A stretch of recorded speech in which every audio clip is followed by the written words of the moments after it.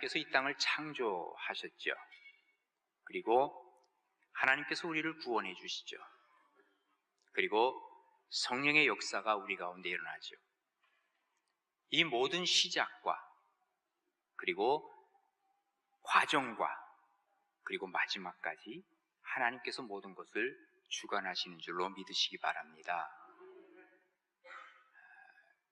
이 모든 것은 개인에게도 마찬가지입니다. 우리 인간의 시작과 과정과 마침, 이 모든 것이 다 하나님의 주관하에 있다는 것이죠. 우리가 이것을 깨닫는 그 순간 우리는 그리스도인이 되는 거예요. 그리고 그 이후로 우리는 하나님의 인도하심을 받아 살아가게 되는 것이죠. 하나님께서 이스라엘을 하나님의 백성으로 시작하셨어요. 그런데 하나님 앞에 순종해 살아가야 할 이스라엘 백성들이 불순종했죠. 우상을 숭배했죠. 그리고 죄악 속에 빠졌죠. 황폐하게 되었습니다. 특별히 유다의 아하스 왕 때 그랬습니다. 하나님께서는 이사야를 통해서 우리 다시 시작하지 않겠냐? 그래서 히스기야 왕 때 다시 시작하기를 원해서 회복될 것을 말씀해 주시는 것이 오늘 본문의 내용입니다. 이것은 우리에게도 마찬가지입니다. 우리가 지금 상황이 어떤 상황이든지 혹시 하나님 앞에 불순종하고 하나님 앞에 우리가 잘못되어 우리의 모습 자체가 찌그러져 있다고 한다면 우리 주님은 우리에게 말씀하실 것입니다. 다시 시작하자. 그러면 뭘로 시작할까요? 어떻게 시작할까요? 우리가 하나님 앞에 물을 것입니다. 그때 하나님께서 첫 번째로 시작은 성령으로 시작하는 거야. 이렇게 말씀하십니다. 그래서 오늘 15절에 보시면 마침내 위에서부터 영을 우리에게 부어주시리니 광야가 아름다운 밭이 되며 아름다운 밭을 숲으로 여기게 되리라 그랬습니다. 하나님 앞에 불순종하고 죄악된 그 결과가 무엇이냐? 13절과 14절입니다. 하나님의 백성의 땅에 그리고 희락의 성읍에 기뻐하는 모든 집에 가시가 나오기 시작하고 찔레가 나오기 시작하는 거예요. 서로 막 찌르기 시작합니다. 살만한 장소가 되지 못합니다. 그리고 그 궁전은 폐한 바 되고 인구가 많던 그 성읍이 적막하게 되어지고 또 오벨, 사람들이 부유한 사람들이 살던 동네를 오벨이라고 합니다. 그곳과 망대가 영원히 구렬이 되어서 사람이 살지 못하고 들나귀가 거하게 되고 그리고 거기 양떼들이 거하는 그런 자리가 되고 말지 않았느냐. 자, 이제 다시 시작해야 되지 않겠느냐? 그 다시 시작하는 것이 바로 뭐냐? 위에서부터 영을 우리에게 부어주시고 이것을 우리가 받아들이기만 하면 우리는 다시 시작할 수 있다는 것입니다. 그래서 실제적으로 역사를 통해서 보면 우리 기독교를 다시 시작하게 하시는데 그것이 바로 성령의 역사로부터 다시 시작하게 하셨습니다. 성령의 임재로부터 기독교가 시작이 되었고 또한 성령의 임재로부터 우리 그리스도인이 나왔습니다. 사실 예수님이 죽으시고 부활하신 이후에 그때부터 다시 시작할 수도 있었을 것입니다만 주님은 거기서 다시 시작하게 하지 않으셨습니다. 일단은 너희들이 모여 있어라. 그리고 너희들이 기도해라. 그러면서 성령을 부어주시고 성령께서 임재하신 이후부터 너희들이 다시 시작할 것을 우리에게 알려주고 계시는 것입니다. 우리가 해야 할 것이 하나 있습니다. 하나님 앞에 성령을 받을 만한 그릇을 준비하라고 하는 것입니다. 우리가 그릇이 어떤 그릇이든지 관계가 없습니다. 그것이 질그릇도 관계가 없고 금그릇이라도 관계가 없습니다. 그 속에 뭐를 담으면 됩니까? 성령을 담으면 우리는 성령의 그릇이 되기 때문에 그때부터 우리의 가치관이 달라지기 시작하고 우리가 쓰임받는 용도가 달라지기 시작하고 또 뿐만 아니라 우리의 신분 자체가 달라지기 시작한다 그 말입니다. 그래서 고린도전서 3장 16절에 뭐라 그럽니까? 너희는 너희가 하나님의 성전인 것과 하나님의 성령이 너희 안에 계시는 것을 알지 못하느냐? 우리 속에 누가 계신다고요? 성령께서 계시는 것입니다. 왜? 우리는 그리스도인이 이미 되었기 때문에 그렇습니다. 그러기에 누구든지 하나님의 성전을 더럽히지 말라 그랬습니다. 하나님이 그 사람을 멸하시겠다 그랬습니다. 하나님의 성전은 거룩하니 너희도 그러하니라 라고 말씀하고 계십니다. 성령이 우리에게 오심을, 성령의 역사하심을 우리는 기다리라 그랬습니다. 그래서 초대교회 사람들이 120명의 문도들이 기다렸습니다. 말씀에 순종했습니다. 그들이 기다리면서 뭐 했습니까? 하나님 앞에 기도했습니다. 기다리며 기도했을 때 하나님께서는 성령을 부어주시는 것입니다. 그때부터 인생이 달라지기 시작하는 것입니다. 우리가 성령의 역사가 없이는 우리는 그리스도인이라고 말할 수 없습니다.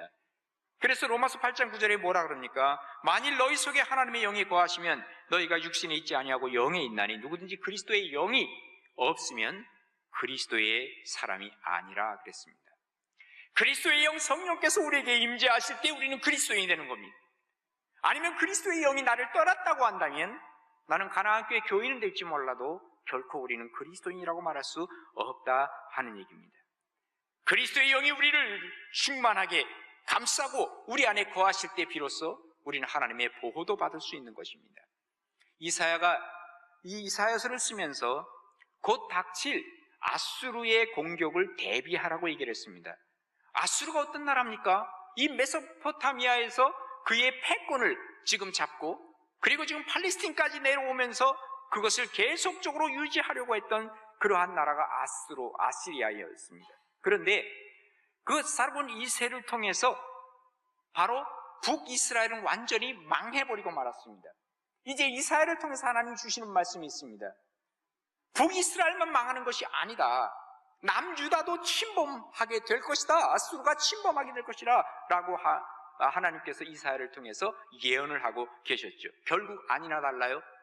메소포타미아의 패권을 완전히 차지한 이후에 다시 유대 나라로 그들은 침입을 했습니다. 그리고 여러 성읍들을 다 자기 손아귀에 쥐게 되었죠. 그리고 나서 마지막 남은 성읍이 뭡니까? 바로 예루살렘 성읍이었습니다. 그런데 그곳은 점령하지 못했습니다. 결국 그들은 패퇴하고 돌아가고 말았죠. 그럼에도 불구하고 이 예루살렘은 아주 폐허가 되고 말았습니다.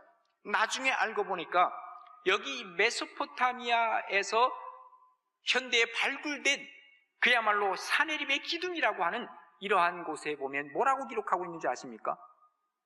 지금 사네립이 침입을 해서 예루살렘을 점령하고 포위했는데 결국은 그들은 예루살렘을 얻어내지 못했습니다. 그런데 거기에 뭐라고 쓰여 있느냐면 예루살렘을 둥지 안에 든 새처럼 우리가 포위했다. 그럼에도 불구하고 우리는 예루살렘의 손아귀에 넣지 못했다라고 쓰고 있습니다. 그런데 똑같은 내용을 성경은 어떻게 기록하고 있는지 아십니까? 이사야서 31장 5절에 보면 이렇게 기록을 하고 있습니다. 새가 날개치며 그 새끼를 보호함 같이 나 만군의 여호와가 예루살렘을 보호할 것이라. 그것을 포위하며 건지며 뛰어넘어 구원하리라. 이렇게 말씀하십니다. 그러니까 똑같은 내용을 보고 아수르는 뭐라고 얘기를 하냐면 우리는 새의 그 둥지를 포위하듯이 포위했는데 지금 이 똑같은 내용을 하나님은 뭐라고 말씀하십니까? 내가 새의 둥지를 보호하듯이 내가 보호했다. 결국은 같은 내용이지만 이쪽은 하나님의 보호를 받으신 거고 받은 것을 쓰고 있고 지금 저쪽 아시리아는 자기들이 그럼에도 불구하고 하지 못했다라고 하는 것을 얘기하고 있는 것입니다. 그렇습니다. 우리가 기억할 것이 하나 있습니다. 하나님의 사람으로 하나님의 성령으로 다시 시작을 하게 되면 하나님의 보호를 받는다고 하는 얘기입니다. 그래서 주님께서 우리에게 하시는 말씀이 있습니다. 성령으로 다시 시작하지 않겠느냐? 그것이 바로 내가 너희를 품고 내가 너희를 보호하는 길이라고 하는 것을 우리에게 말씀해주고 계시는 것입니다. 성령으로 말미암아 새로운 역사를 쓸 수 있습니다.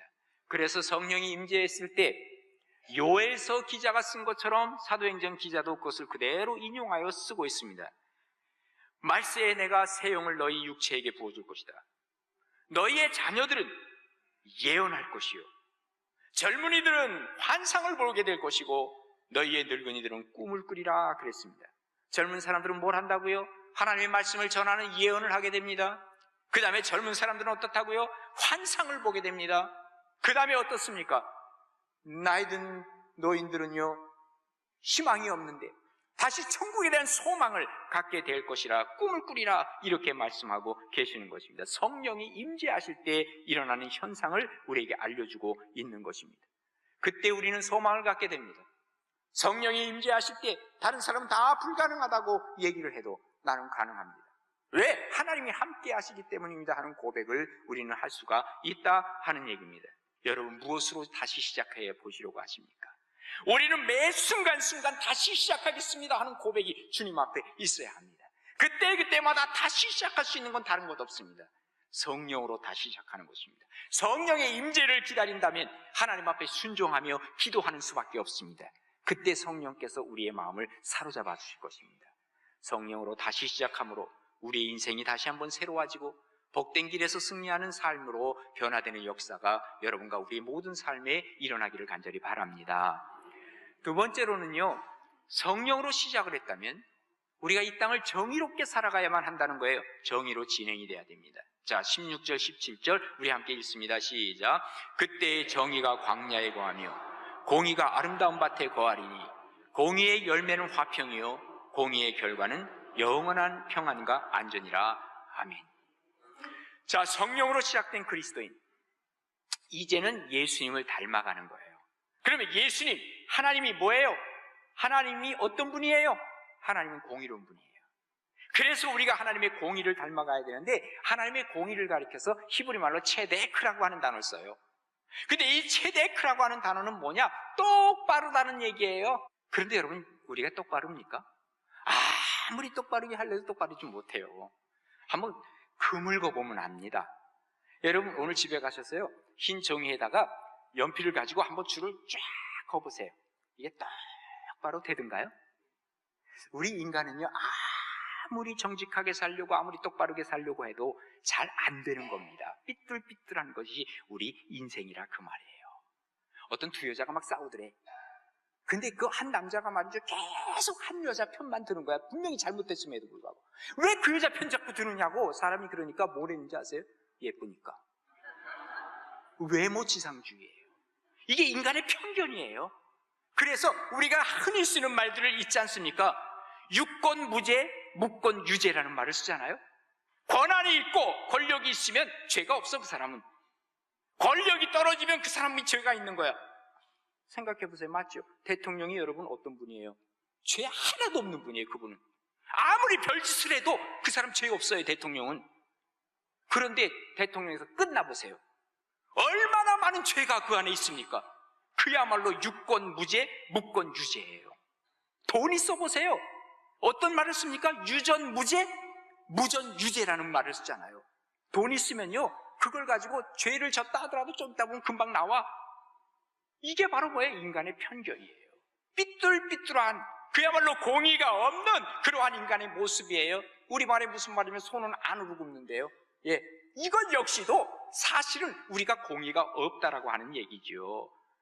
그래서 주님께서 우리에게 주신 게 있어요. 뭐예요? 잣대를 주신 거예요. 그 잣대가 뭐예요? 캐논이라고 그러거든요.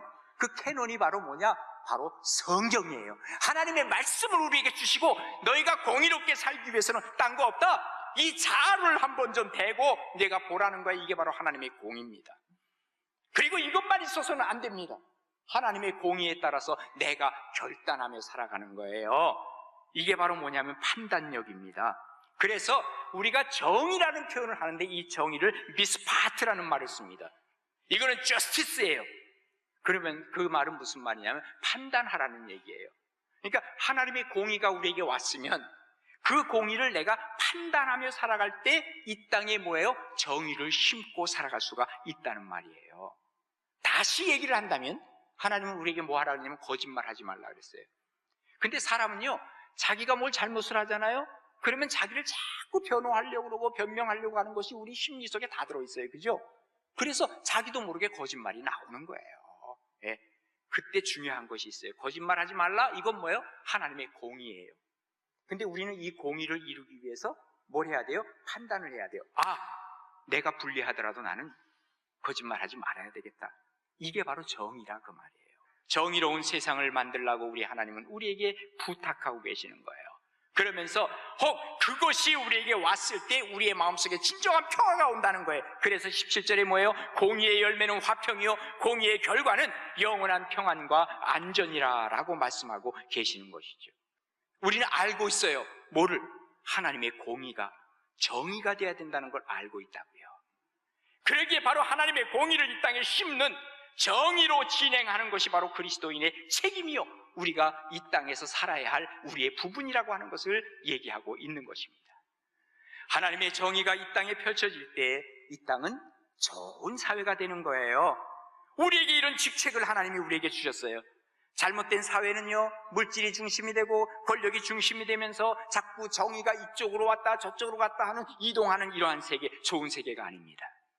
아우구스투스가 신의 도성이라고 하는, 신의 도시라고 하는 책을 썼지요. 여기에 보면 그는 이렇게 얘기합니다. 정치 체계에 정의가 없다면 그 정치 체제는 조직화된 범죄에 지나지 않는다 그랬어요. 이것은 정치 체제뿐만 아닙니다. 교회도 마찬가지입니다. 교회에 하나님의 공의를 근거로 한 하나님의 정의가 실현되지 않으면 우리 역시도 잘못된 조직화된 범죄 집단이 될 수도 있다라는 것을 우리에게 경고하고 있는 것입니다. 그렇습니다. 우리가 하나님의 공의를 기초로 한 하나님의 정의를 이 땅에 심어야 돼. 그래서 아모스 선지자가 뭐라 그랬습니까? 오직 공의를 물같이, 그리고 공의를 마르지 않는 강같이 흐르게 할지니라 그랬어요.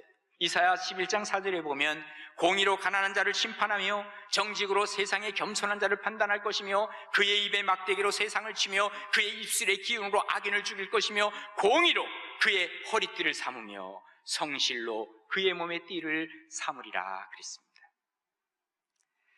국제기구 중에 국제 투명성 기구라는 게 있다 그래요. 여기서 늘 발표되는 게 있죠. 국가별 청렴도를 발표합니다. 여기 조사하는 나라가 한 170, 80개국 된다니까 전 세계 거의 모든 국가를 다 조사하고 있는 것이죠. 우리나라를 봤어요. 그랬더니 2011년에 우리나라가 몇이냐? 43위예요. 그럼 2013년에는 우리가 몇이냐? 46위가 됐어요. 청렴도가. 그 다음에 2017년 작년도입니다. 우리의 청렴도는 세계 52위입니다. 점점 좋아져요? 나빠져요? 점점 나빠지고 있습니다. 정직하지 못하다는 거예요. 하나님의 공의와 하나님의 정의가 이 땅에 펼쳐지지 못하고 있다는 거예요. 불의가 판을 친다는 거예요. 우리 그리스도인들이 해야 할 일이 많이 있죠. 이 땅에서 정의를 심어야 되죠.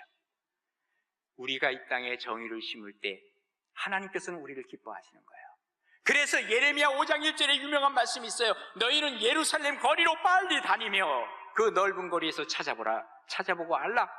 너희가 만일 정의를 행하며 진리를 구하는 자를 한 사람이라도 찾으면 내가 이 성읍을 용서하리라 그랬어요. 정의를 이 땅에서 신고 살아가고 정의로 진행되어져 가는 사람들이 한 명이라도 있으면 내가 이 땅을 멸하지 않을 거야. 오죽하면 주님께서 그러시겠어요. 하나님이 지금 나를 보고 계십니다. 하나님이 심판하십니다. 이것을 우리가 믿을 때 우리는 정의를 실현할 수가 있다라는 얘기입니다. 그래서 사도 바울이 고린도전서 10장에 이렇게 얘기합니다. 누구든지 자기의 유익을 구하지 말고 남의 유익을 구하라 하고 결론이 뭔지 아세요? 그런즉 너희가 먹든지 마시든지 무엇을 하든지 다 하나님의 영광을 위하여 하라. 하나님께서 지금 보고 계시고 마지막 심판하시는 것을 기억하라고 하는 것을 얘기하고 있어요. 하나님은요, 우리가 예배 드리는 거 좋아하시죠. 그런데 잠언 21장에 보면 하나님은 제사를 드리는 것보다 공의와 정의를 행하는 것을 더 기뻐하시느니라 그랬습니다. 정말로 성령으로 시작을 했다면 하나님의 정의를 이 땅에 심고 살아가는 진실함과 정직함이 우리 가운데 거해서 하나님 앞에 박수받는 복된 신앙이 바로 우리 가나안교회 모든 성도들의 신앙이 되기를 간절히 바랍니다. 마지막으로 평강으로 우리가 인생을 마쳐야 됩니다. 오늘 17절부터 마지막 절까지 우리 함께 읽겠습니다. 시작. 공의의 열매는 화평이요 공의의 결과는 영원한 평안과 안전이라. 내 백성이 화평한 집과 안전한 거처와 조용히 쉬는 곳에 있으려니와 그 숲은 우박에 상하고 성읍은 파괴되리라. 모든 물가에 씨를 뿌리고 소와 나귀를 그리로 모으는 너희는 복이 있느니라. 아멘. 자, 성령으로 시작했습니다. 정의로 진행이 되었습니다. 그리고 결과는 뭐라 그랬어요? 평강이라 그랬어요. 다시 말해서 공의의 열매가 평강이라는 거예요. 그래서요, 사실은 우리가 아무리 내가 평강 이걸 내가 누리며 살겠다고 해도 나는 할 수 없는 거예요. 세상이 줄 수 있는 게 아니에요. 그래서 예수님 뭐라 그럽니까? 내가 너희들에게 평안을 준다. 내가 너희에게 주는 것은 세상이 주는 것과 같지 않다. 너희는 마음에 근심하지도 말고 두려워하지도 말라. 내가 너희들에게 평안을 준다고 주님은 말씀하신 거예요. 주님이 주시는 평안을 받아야 진짜 내가 평강을 누리며 살아갈 수 있는 거죠. 요즘 너무너무 덥죠? 정말 밤에라도 좀 서늘한 바람이 불면 좋은데 열대야 때문에 조금 자다 깨면은 그냥 땀이 젖어. 정말 요즘처럼 이렇게 피곤하고 힘들 때가 없는 것 같아요. 근데 여러분 뉴스 들으셨죠? 앞으로 이런 더위가 한 10년 후에는요 5개월 동안 계속된답니다. 저는 그런 생각을 해봐요. 앞으로 지금 정말로 지옥 가면 안 되겠어. 그잖아요. 지옥은요 지금 30도, 40도, 50도가 문제가 아니에요. 죄송하지만 100도 이상 됩니다. 끓는 불입니다. 그것도 며칠 있으면 끝나겠지가 아닙니다. 계속 타는데 우리를 태우지는 않아. 그리고 우리가 죽고 싶은데 죽지도 못해. 이게 어떤가? 영벌이라는 거예요. 영벌. 지옥에 간. 여러분 절대로 지옥 가지 마세요. 정말 무시무시한 곳일 거예요. 우리가 그러기 위해서 딴 거 없습니다. 평강으로 우리에게 채워지기 위해서 평강은 하나님이 주시는 거예요. 우리가 천국에 가는 사람들에게 하나님이 주시는 거예요. 이런 마무리가 우리 가운데 있어야 되잖아요. 그래서 천국은 평강이요 지옥은 영벌이다 하는 것을 우리가 기억해야 된다는 거죠. 이 땅에서 평강, 아무리 평강을 얻으려고 해도 평강 못 얻습니다. 그런데 사람들은 이 땅에서 평강을 줄 줄 알고요 이 세상의 것을 추구하는 거예요. 돈만 있으면 내가 마음에 평화가 올 거야. 배만 들어와 봐라. 옛날에 그랬어요. 돈만 있으면 되는 줄 알아. 내가 이번에 지위만 얻으면, 내가 승진만 하면, 우리 학생들 같으면 내가 명문대학만 가기만 하면. 여러분 여기 명문대 갔다 온 사람들 다 있잖아요. 평강이 있습니까? 애들한테 얘기해 주세요. 그게 아니라는 거예요. 그래서 여기에 모든 것을 다 투자하려고 합니다. 거기에 평강이 올 것 같습니까? 죄송하지만 천만의 만만의 말씀입니다. 주님이 하신 말씀이 뭐예요? 칼을 쓰는 자는 칼로 망한다 그랬어요. 이게 바로 세상이 주는 피스, 평화예요. 하나님은 우리에게 이 평화를 원하지 않으세요. 하나님은 우리에게 주시는 샬롬, 하나님이 주시는 평강, 이게 중요한 거예요. 이 평화는 어떤 평화인 줄 아세요? 여기 19절에 보면 그 숲이 우박으로 막 상해요. 성읍이 막 파괴가 돼요. 그럼에도 불구하고 뭐예요? 내 속에 평화가 있는 거예요. 주님이 정말 우리에게 평강을 주시고 안식을 주시는 것을 믿으시기를 바랍니다. 우리가 평강의 씨를 뿌릴 줄 알아야 돼요. 그러면 언젠가 평강의 열매가 우리 가운데 맺혀진다는 것이죠. 어떤 한 여자가 말이죠, 밤에 잠을 자는데 꿈을 꿨어요. 자기 집 앞에 이 가게가 하나 생겼네? 이게 무슨 뭐 하는 가게야? 하고 들어갔어요. 주인을 가만 보니까 이 주인이 누구냐면 하나님이었어. 여기서 뭘 팝니까? 그랬더니 그 주인이 뭐라고 얘기하냐면 여기는요 사람들이 원하는 것, 그 가슴에 원하는 것 다 뭐든지 살 수 있어요. 그래요? 나 평화를 주세요. 행복을 주세요. 나 기쁨을 주세요. 사랑을 주세요. 하고 몇 가지 이제 주문을 했어요. 자기는 이제 한 보따리 가져갈 걸 생각하고 주문을 했는데, 알았어요 하고 좀 기다리라고 하더니 요만한 봉투에 요만한 거 하나를 주는 거야. 아니 이게 뭐예요? 우리 가게에서는요 열매를 주는 경우는 없어요. 다 씨앗을 준답니다. 이거 잘 심으세요. 그러면 나중에 다 당신이 원하는 거 다 받을 수 있어요? 그러더랍니다. 하나님이 우리에게 주시는 것이 뭘까요? 바로 성령의 씨앗을 뿌리라는 거예요. 정의의 씨앗을 뿌리라는 거예요. 여기에 뭐가 온다고요? 하나님이 주시는 평화의 열매를 맺게 하신다고 주님은 우리에게 말씀해주고 계시는 것입니다. 이런 은혜와 축복이 바로 여러분의 삶이 되고 우리 성도님들의 삶이 되어서 나도 평강을 누리고 이 땅도 살만한 세계로 만들어가는 복된 삶이 여러분의 삶이 되기를 주님의 이름으로 축원합니다.